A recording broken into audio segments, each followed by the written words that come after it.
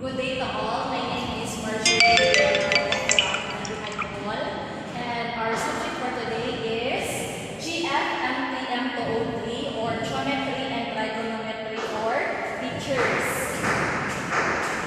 So my assigned topic is trigonometric identities and equations. So our objectives for today are first, verify trigonometric identities are true. Second, solve trigonometric equations.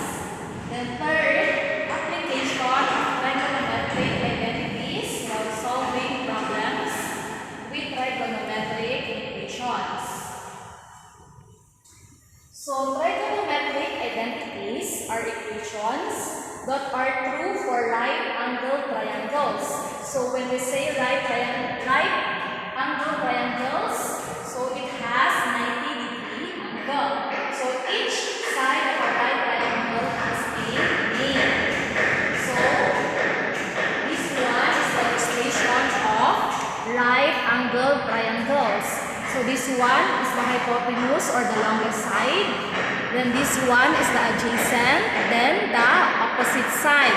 So the adjacent is always next to the angle and opposite is opposite to the angle. So these are also the illustrations if the triangles is related. So next, sine, cosine, and tangent. The three main functions in trigonometry are sine, cosine, and tangent. So they are just the length of one side divided by another. So for a triangle with an angle theta, this one. This illustration, hypotenuse, adjacent, and opposite. And this is our angle theta. So if sine theta is equal to opposite over hypotenuse, then cosine theta is equal to adjacent over hypotenuse, and tan theta is equal to opposite over adjacent. So sine functions, sine theta is equal to opposite over hypotenuse, then cosine function, adjacent over hypotenuse, then tangent function, opposite over adjacent. So for a given angle theta, each ratio stays the same no matter how big or small the triangle is. So it doesn't matter. So when we divide sine by cosine, we get sine theta over cosine theta is equal to opposite over hypotenuse. Then for cosine theta, we have adjacent over hypotenuse. So we will cancel out the hypotenuse. So opposite over adjacent will remain. So that is equal to our tan theta. So we can say that tan theta is equal to sine theta over cosine theta. So questions? Let's proceed. So next is cosecant, secant, and cotangent. We can also divide the other way around, such as adjacent over opposite instead of opposite over adjacent. So first is our cosecant function. So cosecant theta is equal to hypotenuse over opposite. Then second function, secant theta is equal to hypotenuse over adjacent. And cotangent function, cotangent theta is equal to adjacent over opposite. Next is, let's proceed with identity. So identity is an equation that is true for all values of x or theta. So first example, this one, x raised to the power of 5 is equal to x raised to the power of 5 over x raised to the power of 3 is equal to x squared. Where x is not equal to 0, which is this one is our domain of validity. So let's proceed with fundamental identities. First is quotient identities. So these are the formulas for the quotient identities. Tan theta is equal to sin theta over cos theta. Cotangent theta is equal to cos theta over sin theta. Next is reciprocal identities. Cosecant theta is equal to 1 over sin theta. Sin theta is equal to 1 over cosecant theta. Secant theta is equal to 1 over cosine theta. And cosine theta is equal to 1 over secant theta. So cotangent theta is equal to 1 over tan theta. And tangent theta is equal to 1 over cotangent theta. So next fundamental identity is Pythagorean identities. So these are the formula for Pythagorean identities. So sin squared theta plus cosine squared theta is equal to 1. Then 1 plus tan squared theta is equal to secant squared theta. So that's all for our fundamental identities formulas. So here are also the trigonometric identities formulas summary. So cosecant theta is equal to 1 over sin theta. Secant theta is equal to 1 over cosine theta. Tan theta is equal to sin theta over cos theta. Cot theta is equal to cosine theta over sin theta.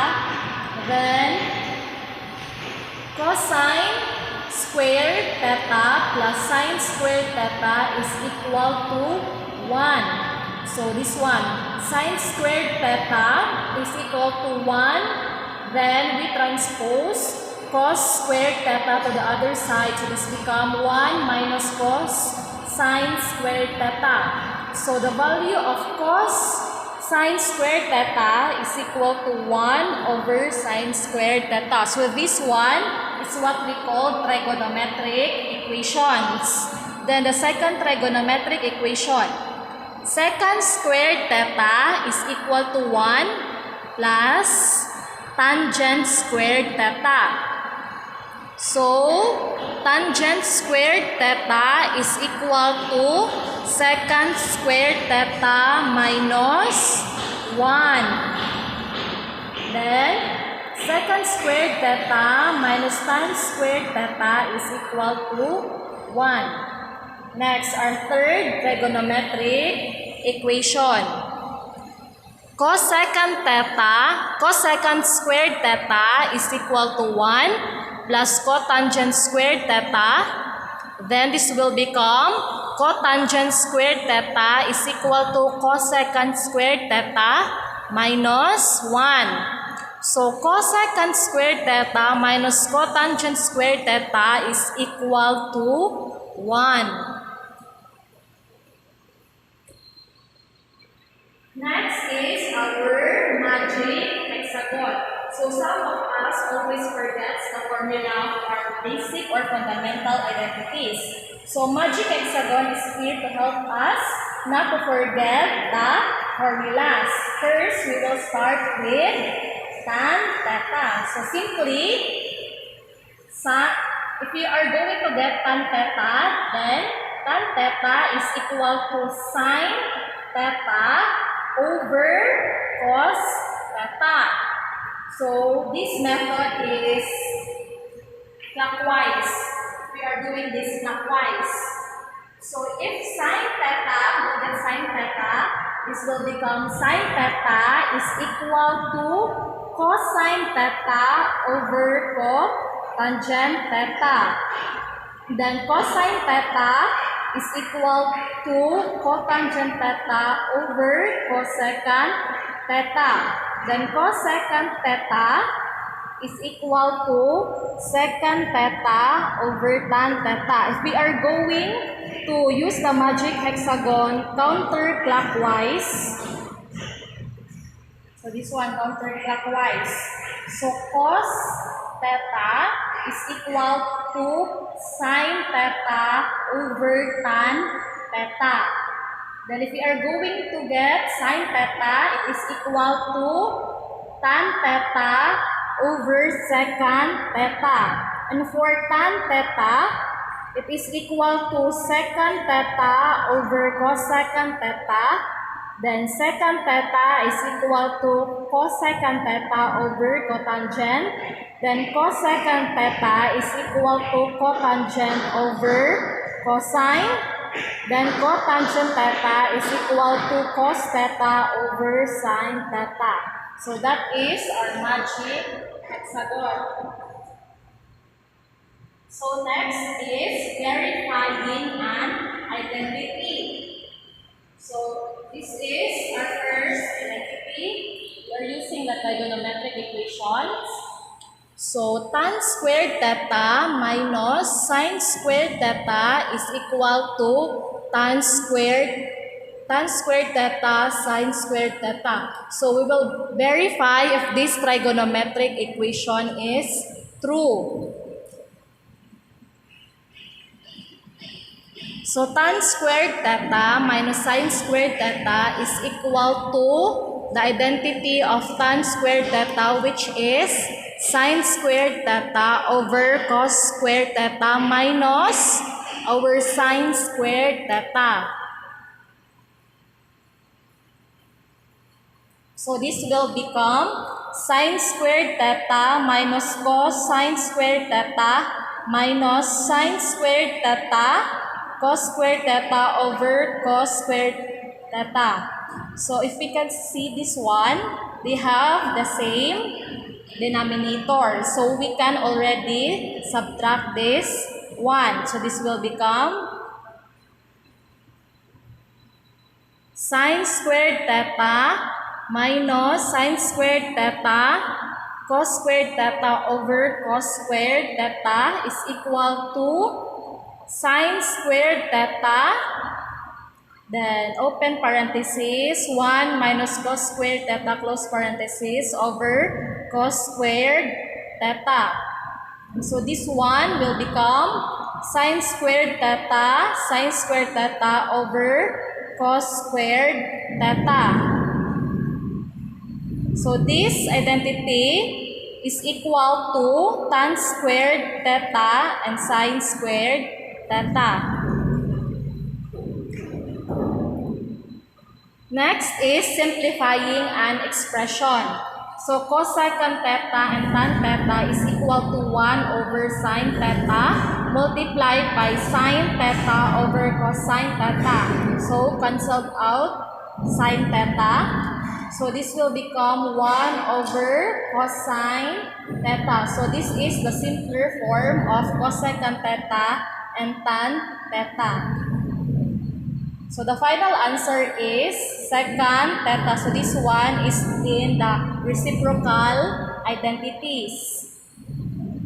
Next is proving trigonometric identities. So our first example is cotangent squared theta is equal to cotangent theta quantity 1 over tangent theta. So our solution, cotangent squared theta is equal to cotangent theta quantity 1 over theta. So this one is the reciprocal identity of cotangent theta. So this will become cotangent squared theta is equal to cotangent theta times cotangent theta. So cotangent theta squared is equal to cotangent theta squared. So this one, this identity is, this trigonometric equation is correct. Next, Cosine theta is equal to sine theta, cos theta, and cosecant theta. Solution.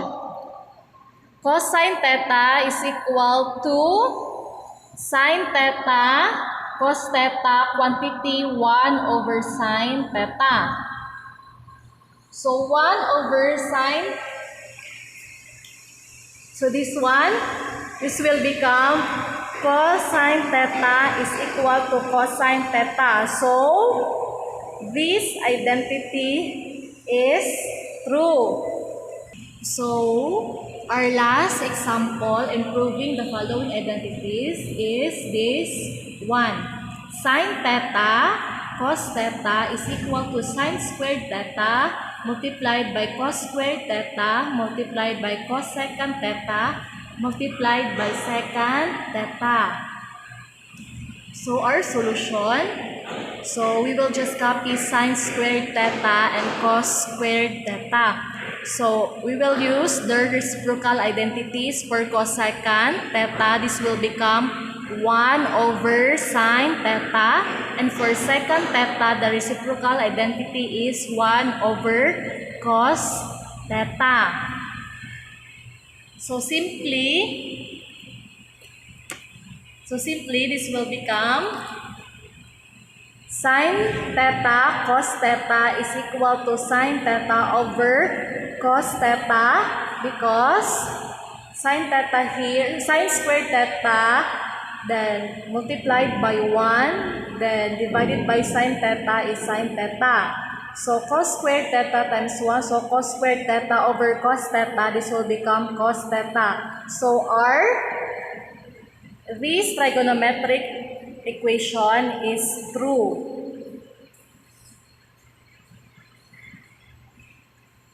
Next is Pythagorean identities. So consider this triangle. This is our theta. So this side is 1, this is x, and the blue line is y.